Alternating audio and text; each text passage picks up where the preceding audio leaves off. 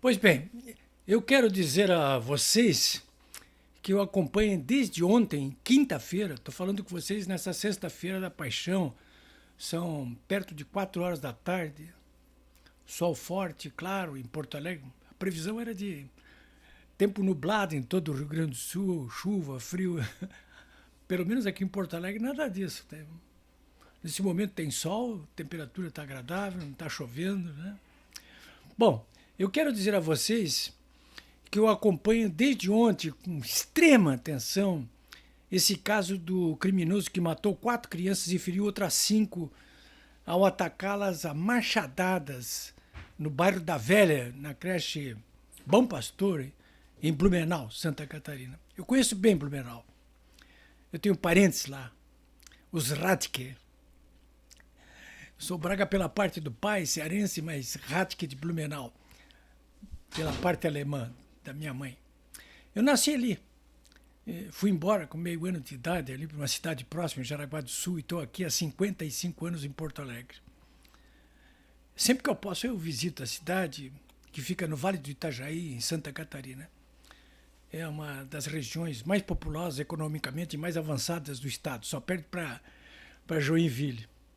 Bom, sobre esse crime pavoroso, eu quero colocar duas questões logo de cara, né? Primeiro, a Câmara dos Deputados tem que desarquivar de imediato o projeto do deputado gaúcho Osmar Terra. Falei ontem com o pessoal do Osmar Terra. Esse projeto está lá já desde 2021. E ele inclui casos desse tipo de Blumenau como crimes hediondos. Já existem tipificadas várias ocorrências como crimes hediondos, mas esta não. Essa não está. O deputado me disse esta tarde que pediu urgência para que saia essa votação. É mais do que urgente. Então, essa primeira questão que eu quero colocar para vocês, assim, digamos que é de ordem jurídica, de ordem legal. Bom, a segunda questão é o seguinte: sobre os crimes hediondos como este, eu defendo pena de morte mediante um processo abreviado, do tipo que fazem na China, que eu conheci pessoalmente.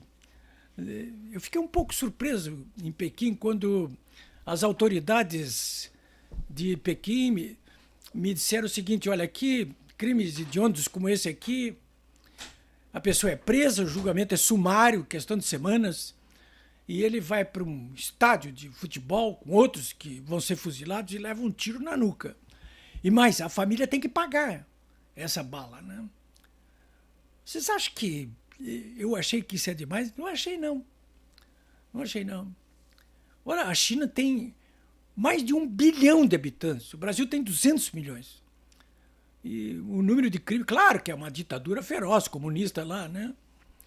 Mas, enfim, tem coisas que não tem como não deixar de aplaudir. Essa é uma delas. A mesma coisa em relação ao tráfico e consumo de entorpecentes lá. Não tem essa história, né? Corrupto.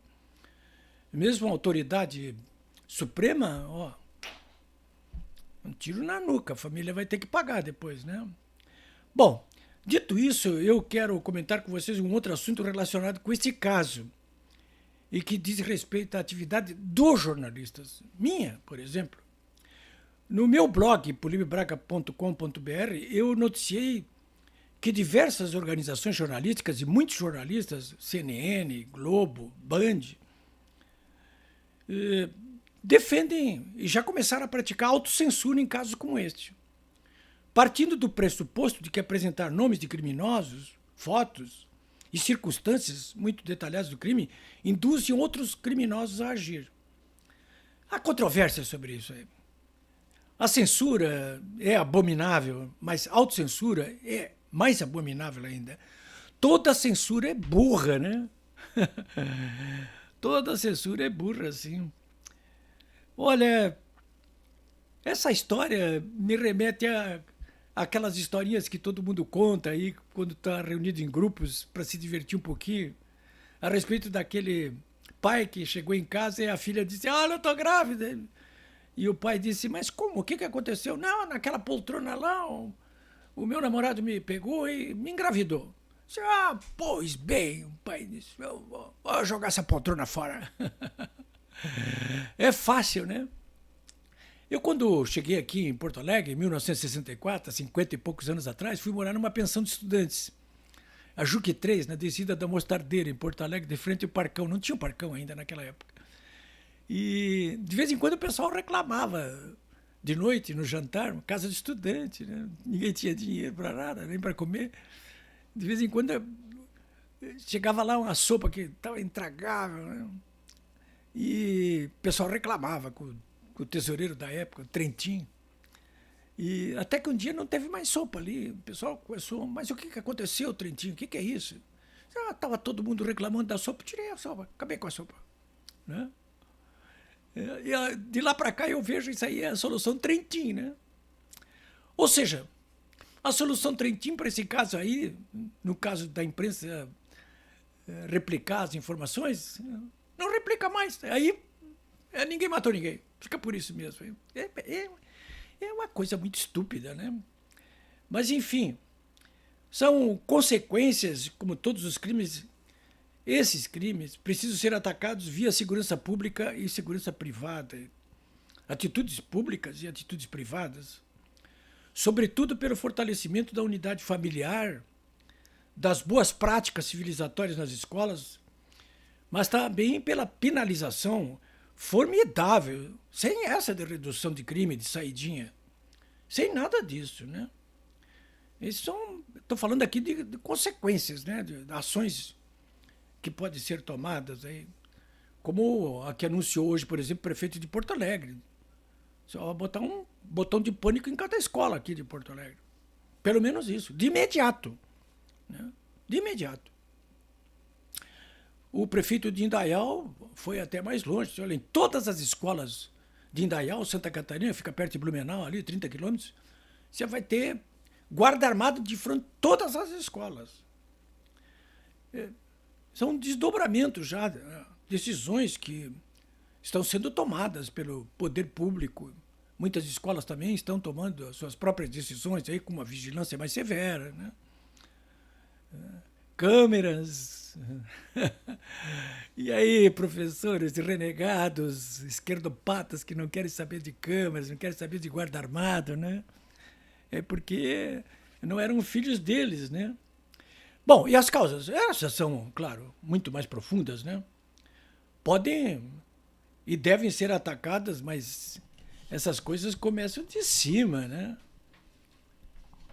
Começam lá da escolha dos nossos governantes. Nada de escolher corrupto e corruptor condenado.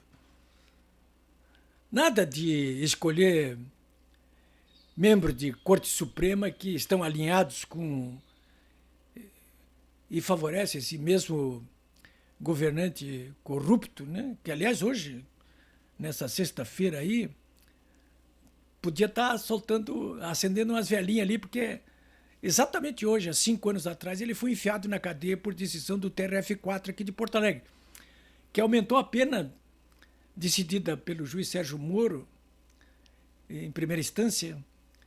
E o TRF4 aqui, os desembargadores decidiram o seguinte: o Sérgio Moro está sendo muito bonzinho. 12 anos. Faz 5 anos que ele foi preso, né? Devia cumprir 12 anos de cadeia como corrupto, como corruptor da pior espécie. Cumpriu 580 dias. Bom, claro, isso que aconteceu em Blumenau é apenas uma das chagas, então, produzidas pela falta de uma boa formação moral e ética, de regras claras de convívio social e político, quase todas elas colocadas em xeque há algum tempo no Brasil, aqui, desde que assumiu esse novo governo. No governo anterior, do Bolsonaro, a desordem moral e ética que já vinha acontecendo durante aqueles 13 anos dos governos do PT foi atacada de frente. Mas desde 1º de janeiro agora o que se vê é a vitória diária do eixo do mal. Alguém poderia me dizer assim, está tudo perdido? Eu não acho que está tudo perdido, não. Porque nós ainda estamos vivos, não é? E podemos dar o bom combate todos os dias. Esclarecendo as questões como elas são de verdade, como eu acabei de fazer, e também através de atitudes. Começa do tio de uma das crianças que foi assassinada em Blumenau, que interrompeu ontem uma transmissão do repórter da Globo, em pleno ar. O vídeo está no meu blog ali, polibebraga.com.br. Esse tio, revoltado com a Globo, disse: parabéns, Globo. Ele deixou claro, isso é um discurso rápido, contundente, assertivo, dizendo: olha, parabéns, Globo, vocês passaram aí os últimos 20 anos glamorizando o mal, os bandidos, atacando a polícia, a segurança pública, promovendo desordem moral e ética nesse país. Então vocês estão de parabéns hoje. Como quem diz assim, isso que aconteceu aqui é resultado também desse tipo de mídia marrom que, infelizmente, prevalece na mídia tradicional brasileira de hoje. É isso, senhores. Uma boa Páscoa para todos, hein?